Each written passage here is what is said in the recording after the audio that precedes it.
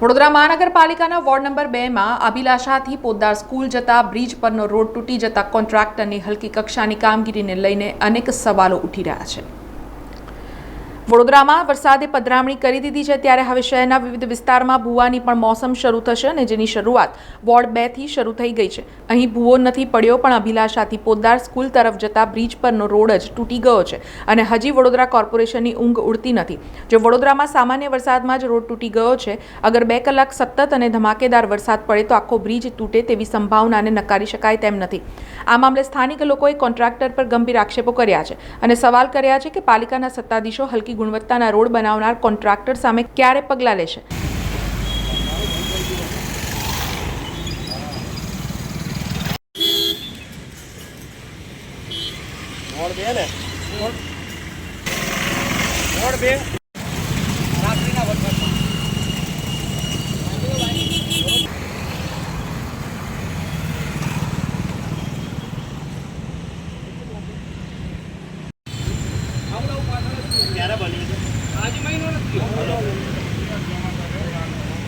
આ રસ્તો આપણે જે અત્યારે ઊભા છીએ અભિલાષાથી અભિલાષાથી લઈ અને પોદ્દાર ઇન્ટરનેશનલ સ્કૂલને જોડે છે અને નવા બ્રિજનું અહીંયા નિર્માણ થયેલું છે।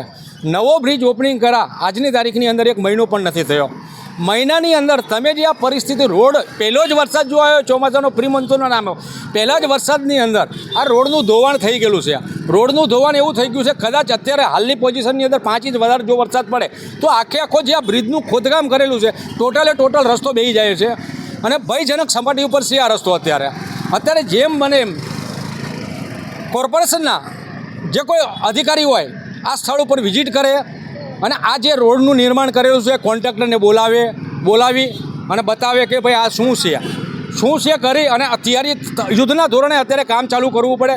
જો કામ ચાલુ નહીં કરે તો આ રસ્તો બેસી જશે અને સ્ટેન્ડિંગ કમિટીના ચેરમેન પણ અહીંથી માહેજ 2 કિલોમીટરના અંતર ઉપર રહે છે। રોડ આખા વડોદરાના રોડ રસ્તા જો પાસ કરી શકતા હોય તો અહીંયા ધ્યાન દોરવું પડે એમને કે ભાઈ આ વસ્તુ થઈ છે, કેના કારણે થઈ છે, શા માટે બની છે, તો એમણે આ ચકાસ કરી અને કોન્ટ્રાક્ટરને કહેવું પડે કે ભાઈ તમે જાઓ અને જુઓ શું છે, આ રસ્તો ફરીથી કરી આપો। આ રોડ ઉપર ગઈકાલે જે વરસાદ થયો વરસાદના કારણે આખો રોડ ધોવાઈ ગયેલો છે અને ભૂવો ના કહેવાય, આને કાયદેસરનો રોડ બેસી ગયો કહેવાય અને 3 પાછળના ભાગમાં તે બેસી જ ગયેલો છે, બેક સાઈડની ભાગમાં તે। વડોદરામાં આજે પહેલી જ વરસાદની સિઝનમાં પહેલો વરસાદ પડ્યો અને આ પૃથ્વીરાજ સર્કલથી ખોડિયારનગર કેનાલ બાજુ જવાનો રસ્તો અને મૂળ અહીંયા 5000 ઘરોનો આ મુખ્ય રસ્તો હોય, હજી તો આને 1 મહિનો બન્યું, રંગરોગાણ કરીને આ રસ્તો બનાવ્યો છે કોન્ટ્રાક્ટરે, નાળું બનાવ્યું અને તમે જોઈ શકો છો કે આ રોડ બેસી ગયો। કંઈ એવો વરસાદ નથી પડ્યો, નથી પૂરની સ્થિતિ આવી, તેમ છતાં આવડા કોન્ટ્રાક્ટરની બેદરકારી, અધિકારીઓની બેદરકારીને લીધે આ બ્રિજમાં અહીંયા મોટો ભ્રષ્ટાચાર થયો હોય એવી રીતના કોન્ટ્રાક્ટરની બેદરકારીને લીધે આ રોડ બેસી ગયો છે। શું કોન્ટ્રાક્ટરને ઓછા પૈસા મળ્યા એટલા માટે આ રોડનો ખરાબી કરી અથવા કોન્ટ્રાક્ટરને પૂરા પૈસા મળ્યા તો કોન્ટ્રાક્ટરે કેમ આવી બેદરકારી કરી એનો અધિકારીઓએ જવાબ માંગવો પડે, કોર્પોરેટરોએ પણ જવાબ માંગવો પડે અને પ્રજાના પૈસા વેડફાય નહીં એ રીતના આ કામ કરવું જોઈએ।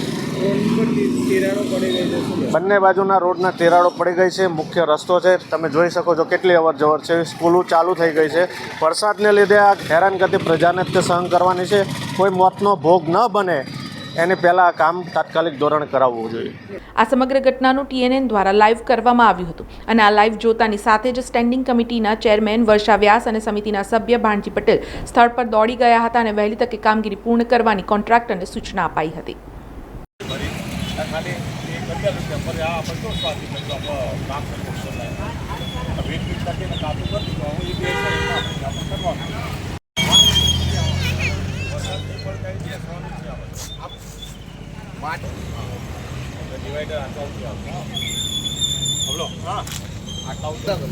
આ વરસાદ તો બેસા પછી જ આ કરવાનું, આ કલવટો, આ કલવટો જુઓ, આ બીજું કલવટ આવી અહીંથી આ લાઈન જશે સીધો ઓનેસ્ટ આગળ। બિસ્માર હાલત નહીં, પણ જ્યાં જે બેઠું છે એ પણ આપ જોઈ શકો છો કે હમણાં જ આપણે આ બ્રિજ બનાવ્યો છે. બ્રિજવાળી વસ્તુ જે રોડ છે એમાં નહીં, પણ સાઈડમાં જ્યાં કામ હજી ચાલુ છે અને હમણાં જ કલવટનું કામ પૂરું થયું છે. હજી આપણે આનું ઓપનિંગ પણ નથી કર્યું, પણ જે સાઈડનો ભાગ હોય કે જે હંમેશા બેસતો કરતો હોય એ કેટલો બેસે છે, કેટલી માટી બેસે છે, પણ આપણે કાચું કામ જે આ કરેલું હતું એનું પણ ધ્યાનમાં આવ્યું કે કાચા કામની અંદર પણ ખાસું એવું થોડું બેઠું છે. એટલે સ્થળ વિઝિટ માટે હું મારા સાથી કાઉન્સિલર ભાણજીભાઈ, દામજીભાઈ, અધિકારી સાથે કોન્ટ્રાક્ટરને પણ કે ક્યાં આ વસ્તુને આપણે સુધારી શકાય.